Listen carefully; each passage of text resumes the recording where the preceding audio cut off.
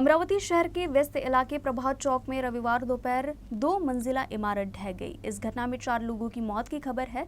इस बीच घटना की सूचना मिलते ही दमकल विभाग और अमरावती नगर निगम की रेस्क्यू टीम मौके पर पहुंची और राहत बचाव का काम शुरू किया।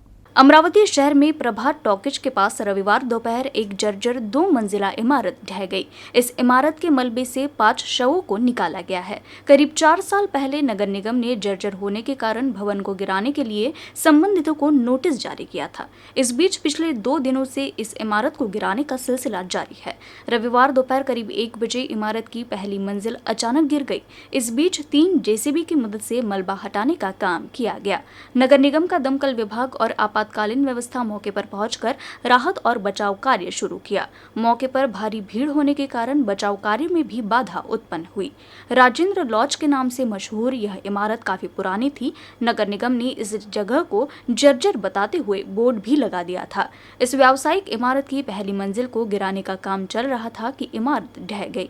भूतल पर बैग बेचने वाली एक दुकान थी। मौके पर पहुंची शहर पुलिस आयुक्त डॉक्टर आरती सिंह ने बचाव कार्य का जायजा लिया। अधिकारी भी हैं और उनके साथ में आम जनता भी खुद की जवाबदारी समझना बहुत जरूरी है। अगर मुझे कंटिन्यू प्रशासन कोई जवाबदारी के लिए नोटिस दे रहा है तो उस पर अमल करना, मेरी जिंदगी की सिक्योरिटी तो मुझे रखनी पड़ेगी। अधिकारी को हम डांटेंगे, उनको काम करने लगाएंगे, गिराने लगाएंगे, उस तक ठीक है। तो जब नोटिस आती है उसके बाद मेरा भी कर्तव्य बनता है। तो मैं सभी को विनती करूंगी हाथ जोड़ के कि ऐसी दुर्घटना कभी किसी के साथ ना हो। अगर कोई नोटिस कोणाला देता है डिपार्टमेंट, तो आपने ज़रूर उस पर अमल करना चाहिए, क्योंकि कोई भी अधिकारी का आपके साथ में कोई प्रॉब्लम नहीं है। वो आपके जान और सिक्योरिटी के लिए आपको नोटिस से देते हैं, तो उस पर अमल करना हमारी भी जवाबदारी बनती है। अब 8 घंटे में नागपुर से पुणे का सफर संभव होगा। नागपुर मुंबई हाईवे को संभाजीनगर यानी औरंगाबाद के पास नए हाईवे से जोड़ा जाएगा। केंद्रीय परिवहन और राजमार्ग मंत्री नितिन गडकरी ने रविवार को इसकी घोषणा की। फिलहाल नागपुर से पुणे जाने में काफी दिक्कत होती है, साथ ही समय भी काफी लगता है। हालांकि अब सिर्फ 8 घंटे में सड़क मार्ग से नागपुर से पुणे का सफर संभव होगा। केंद्रीय परिवहन और राजमार्ग मंत्री नितिन गडकरी ने रविवार को इसकी घोषणा की। नागपुर से मुंबई समृद्धि हाईवे निर्माणाधीन है। इस राजमार्ग के नागपुर से शिरडी पहले चरण का उद्घाटन नवंबर के महीने में होने की संभावना है। अब पुणे से संभाजीनगर यानी औरंगाबाद तक 268 किलोमीटर का नया 6 लेन का हाईवे बनाया जाएगा। यह नया हाईवे समृद्धि हाईवे से जोड़ा जाएगा। इसलिए नागपुर से औरंगाबाद समृद्धि हाईवे की 410 किलोमीटर की दूरी 5.5 घंटे में संभव होगी और फिर औरंगाबाद से पुणे एक्सप्रेसवे तक कुल 678 किलोमीटर की दूरी 2.5 घंटे में संभव होगी। इस हाईवे पर 120 किलोमीटर प्रति घंटे की रफ्तार से वाहन चलाए जा सकते हैं। रवि राणा और बच्चू कडू विवाद चरम पर पहुंच गया है। रविवार को मुंबई में इस विवाद के सुलझने की संभावना है, लेकिन अब बच्चू कडू के दिए गए रिएक्शन के बाद हड़कंप मच गया है। कडू ने कहा कि कार्यकर्ताओं की भावनाएं आर पार की है। साथ ही कडू ने कहा कि 1 तारीख को उचित निर्णय लेने की जानकारी दी। कार्यकर्त्याच्या भावना तर आरपारच आहे। तर एकदावचं जे काय असेल ते तोडफोड करून बाहेर निघा आणि त्यांना समजून सांगतोय आपण, कारण खूप नीच पद्धतीने बोललेला आहे तो। आणि मला असं वाटतं का या बाबतीत त्यांनी व्यवस्थित जर अभिप्राय दिला, व्यवस्थित जर जे काही आरोप केले त्या संदर्भात सगळ्या कार्यकर्त्यांचं समाधान झालं तर आम्ही उद्याचा 1 तारखेचा विचार करू। रिपब्लिकन पार्टी ऑफ इंडिया के राष्ट्रीय अध्यक्ष सचिन खरात ने एक बार फिर बच्चू कडू पर हमला बोला है। इस बार उन्होंने क्या कहा, आपको सुनाते हैं। माननीय आमदार बच्चू कडू साहेब, आपण महाराष्ट्र राज्यामध्ये स्वाभिमानी नेते म्हणून राज्यातील जनतेमध्ये परिचित आहात। माननीय आमदार बच्चू कडू साहेब, आपल्याला माननीय मुख्यमंत्री एकनाथ शिंदे साहेब यांनी आज बोलवलं आहे। आपण त्यांची भेट घेणार आहे असं समजतं।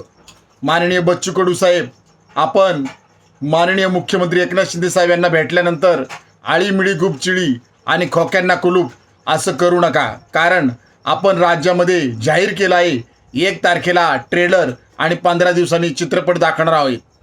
आम्ही तुम्हाला आवाहन करत आहे की आपण स्वाभिमानी नेते आहात, त्यामुळे आपण कोणत्याही परिस्थितीमध्ये आळीमिळी गुपचिळी आणि खोक्यांना कुलूप असं करू नका। अमरावती शहर के लोकप्रिय समाचार पत्र अमरावती मंडल के दिवाली अंक का शनिवार शाम को बड़ी धूमधाम से शुभारंभ हुआ।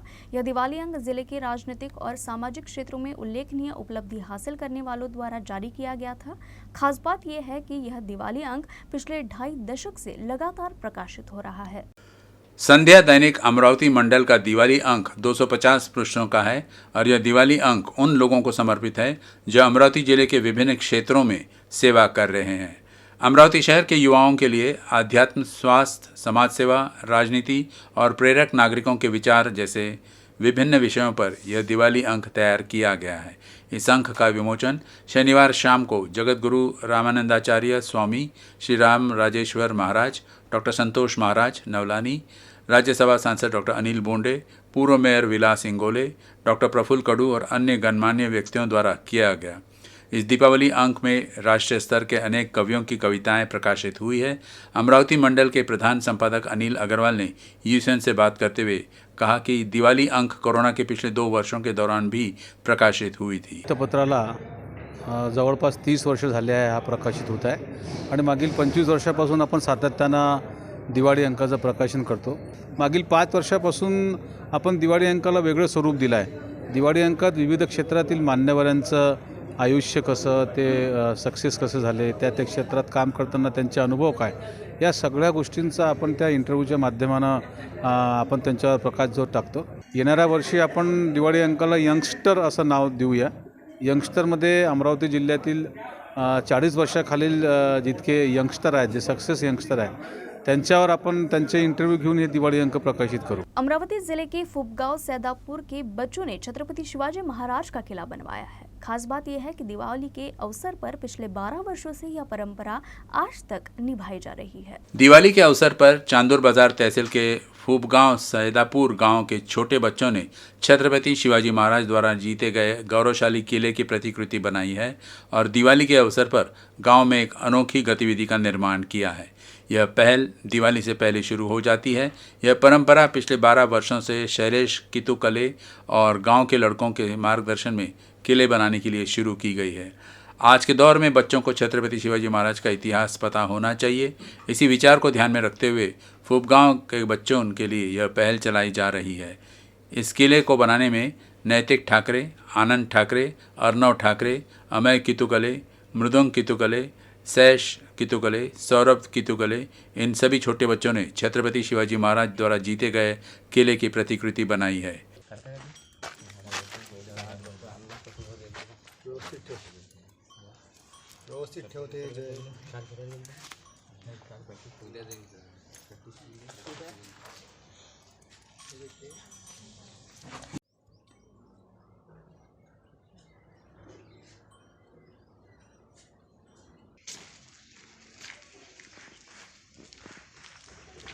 अमरावती जिले के मेलघाट में कोरकू, गोंड, भिलाल जैसी आदिवासी जनजाति लंबी समय से रह रही है। दिवाली का सबसे बड़ा त्योहार मनाते हुए ये आदिवासी भाई अपने पैरों पर घुंघरू बांधते हैं और बांसुरी और ढोल की थाप पर बाजार जाते हैं। वर्तमान में घुंघरू बाजार मेलघाट के धारनी में आयोजित किया गया। घुंघरू बाजार में आदिवासी समुदाय के पुरुष विशेष पोशाक में आते हैं। सफ़ेद सदरा, सफ़ेद धोती, काला कोट, सिर पर काला चश्मा, बांसुरी और सिर पर तुरदार पगड़ी विशेष आकर्षण है। इसके साथ ढोल, टिमका और बांसुरी की ताल पर गोंडी नृत्य किया जाता है। गोंडी नृत्य करते समय 2 लोग होते हैं जो कपड़े के थैले के साथ दीक्षा मांगते हैं। इसमें दुकान का जो भी सामान नगद के साथ दिया जाता है। इसे प्यार से स्वीकार किया जाता है। मेलघाट अगले 8 दिनों तक घुंघरू बाजार उत्सव का गवाह बनेगा। शहरी संस्कृति से दूर रहकर इन आदिवासी भाइयों ने अपनी स्वतंत्र परंपराओं को और संस्कृति को बरकरार रखा है।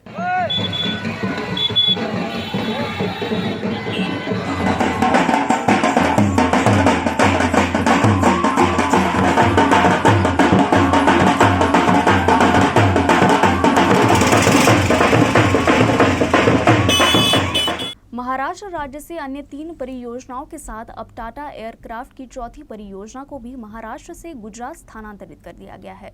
इस मुद्दे पर मुख्यमंत्री एकनाथ शिंदे, उप मुख्यमंत्री देवेंद्र फडणवीस गुजरात के मुख्यमंत्री और उप मुख्यमंत्री बने हैं, ऐसा आरोप पूर्व खाद्य एवं औषधि प्रशासन मंत्री डॉक्टर राजेंद्र शिंगणे ने लगाया है। खरं म्हटलं तर हे नवीन सरकार तेवढ्यासाठी स्थापन झालेलं आहे अशा प्रकारची शंका मला या निमित्ताने होऊन राहिली। महाविकास आघाडीचं सरकार असताना जे काही व्हायचं ते मुंबईपुरतं आणि महाराष्ट्रापुरतं व्हायचं। बाहेर कोणत्याही राज्यामध्ये कोणताही प्रकल्प गेला असं 2.5 वर्षात उदाहरण घडलं नाही। पण जसं हे नवीन सरकार आलं हा अलिखित करार असेल. बुलेट ट्रेन असतील, बाकीचा वेदांत प्रकल्प असतील, आता तो टाटा एअरचा प्रकल्प असतील, पुन्हा तो बल्क ड्रगचा प्रकल्प असतील, हे सगळे जे प्रकल्प आहेत हे सरकार आल्यानंतरच कसे बाहेर चाललेले आहेत. त्यामुळं मुख्यमंत्री आणि उपमुख्यमंत्र्यांनी खरं म्हटलं तर गुजरातच्या दृष्टीनंच ते मुख्यमंत्री आणि उपमुख्यमंत्री झालं असं मला स्वतःला वाटायला लागलेलं आहे. आज महात्मा गांधींचा फोटो त्या नोटावर आहे, त्या नोटावर महात्मा गांधीजींचाच फोटो असला पाहिजे असं माझं स्पष्टपणे मत आहे. आणि ही खरं म्हटलं तर निरर्थक चर्चा आहे. आज आपली अर्थव्यवस्था मजबूत करण्याच्या गोष्टी होत असताना डॉलरच्या तुलनेत रुपयाचं अतिशय अवमूल्यन होऊन राहिलं आहे, घसरण होऊन राहिली आहे. राज्यकर्त्यांनी याकडं त्या ठिकाणी प्रामुख्यानं लक्ष द्यावं अशी माझी अपेक्षा आहे. 3 महीने बाद अकोला जिला फिर से कोरोना मुक्त होने की राह पर दिखाई दे रहा है। जिले में फिलहाल कोविड के 5 सक्रिय मरीज ही बचे हैं और नए मरीजों की संख्या बढ़ने की दर भी नियंत्रण में आ गया है। जिले में कोविड के प्रवेश के बाद अप्रैल माह में पहली बार जिला कोविड मुक्त हुआ। करीब 2 माह से जिले में एक भी नया मरीज नहीं मिला। इस बीच जून के महीने में कोविड ने फिर से जिले में प्रवेश किया। करीब 3 महीने बाद फिर से कोविड की स्थिति नियंत्रण में आई है। वहीं एक तस्वीर यह भी है कि जिला कोविड मुक्ति की ओर बढ़ रहा है। नए पॉजिटिव मरीजों की संख्या के मुकाबले ठीक होने वाले मरीजों की संख्या तेजी से बढ़ने लगी है। मलकापुर में उन्नति महिला नागरिक सहकारी बैंक के जमाकर्ता काफी आक्रामक हो गए। जमाकर्ताओं का आरोप है कि लाखों रुपए की जमा राशि की वापसी की मांग की गई है, लेकिन अब तक उन्हें उनके पैसे नहीं दिए जा रहे हैं, जिसके बाद ग्राहकों ने बैंक शाखा में तोड़फोड़ व सहायक रजिस्ट्रार कार्यालय में हाथापाई की। मलकापुर के उन्नति महिला नागरिक सहकारी ऋण संस्थान में जमाकर्ता पिछले कई वर्षों से जमाकर्ताओं की जमा राशि वापस करने की मांग कर रहे हैं, लेकिन हर बार किसी न किसी वजह से उन्हें टाल दिया जा रहा है। इस संबंध में जमाकर्ताओं की वापसी की मांग को बार बार नकारे जाने से जमाकर्ता नाराज थे। इस बीच गुस्साए जमाकर्ताओं ने उन्नति महिला नागरिक सहकारी ऋण संघ की शाखा में प्रवेश किया और रिफंड की मांग को लेकर बैंक में हंगामा किया। गुस्साए जमाकर्ताओं ने बैंक कार्यालय की शीशे और कुर्सियों में तोड़फोड़ की। इससे मौजूदा कर्मचारी काफ़ी सहमे हुए हैं, लेकिन उस स्थान पर कोई जिम्मेदार व्यक्ति नहीं होने के कारण कुछ देर बाद गुस्साए जमाकर्ताओं ने अपना मार्च सहकारी समितियों के सहायक रजिस्ट्रार के कार्यालय में स्थानांतरित कर दिया। इसी दौरान नाराज जमाकर्ता सहायक रजिस्ट्रार के कार्यालय में घुस गए और उन्होंने सहायक रजिस्ट्रार महेश कृपलानी से मांग की कि हमारा पैसा वापस किया जाए। संयोग से उनके साथ उन्नति महिला बैंक के प्रबंधक राजेश चौहान भी मौजूद थे। सहायक रजिस्ट्रार और जमाकर्ताओं के बीच बातचीत चल रही थी। उस समय नगरपालिका के जमाकर्ता व सेवानिवृत्त कर्मचारी रविकांत पलवे व उन्नति महिला बैंक के प्रबंधक राजेश चौहान के बीच मौखिक विवाद हो गया। उसके बाद हाथापाई से तनाव हो गया। वहीं मौजूद लोगों ने दोनों को समझाने की कोशिश की, लेकिन माहौल गर्माते ही सहायक रजिस्ट्रार कार्यालय में हंगामा हो गया।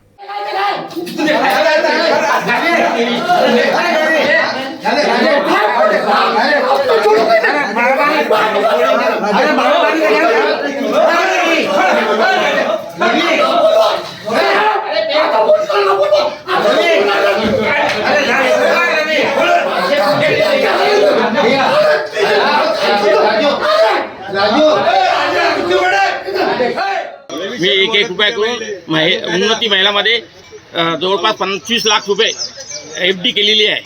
संबंधित मॅडमकडे पैसे मागण्यासाठी गेले असता ते म्हणते की तुमच्याकडे जे होईल ते करून घ्या, मी पैसे देऊ शकत नाही। चव्हाणही पैसे देण्यास नकार देत आहे, तरी आम्हाला न्याय देण्यात यावा।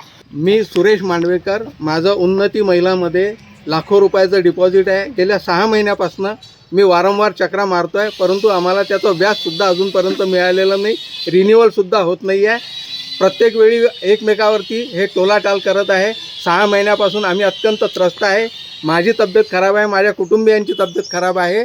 आम्ही बराच चांगला कायदेशीर प्रयत्न केला, परंतु आम्हाला पैसे वापस मिळण्याची काही गॅरंटी नाही आहे। आमच्या तब्येती ठीक नसल्यामुळे जर आम्हाला पैसे जर कधी मिळत नसतील तर येणाऱ्या 1 ते 2 दिवसामध्ये उन्नती महिला सोसायटीच्या गच्चीवरून मी उडी मारून आत्महत्या करणार। आज संस्थेची तोडफोड झाली, त्याच्यासाठी हे सगळे ठेवीदार इथं जमलेले आहे। हे सगळे वसुलीची कारवाई मी 6 महिन्यापासून एकटा सगळ्या ठेवीदारांना सांभाळत होतो। कोणी अध्यक्ष किंवा कोणी संचालक संस्थे घेऊन पाहिलं नाही। आज या सगळ्या ठेवीदारांचा संतुलन तुटलेलं आहे। हे सगळेजण हेच सांगतात आहे की पैसे का बरं येत नाही, पैसे का बरं येत नाही। अध्यक्षांनी जे पैसे काही अपहार केलेला असेल ते सगळं निदर्शनास आपल्या समोर येईल, तेव्हा सगळी कारवाई होईलच. तुमचा आरोप आहे का त्यांनी अपहार केलेला आहे म्हणून? ते सगळं आपल्याला ऑब्जेक्शन नाही तुम्ही हे बोलू ना नाही आपण चेअरपर्सन आहात, तुमचा आरोप आहे का? तुम्ही चेअरपर्सन आहात, तुमचा आरोप आहे का त्यांनी अपहार केलेला आहे रकमेमध्ये? हाँ रकमेमध्ये अमरावती बुलेटिन में फिलहाल के लिए बस इतना ही। खबरों का सिलसिला यूं ही जारी रहेगा। देखते रहिए UCN न्यूज़।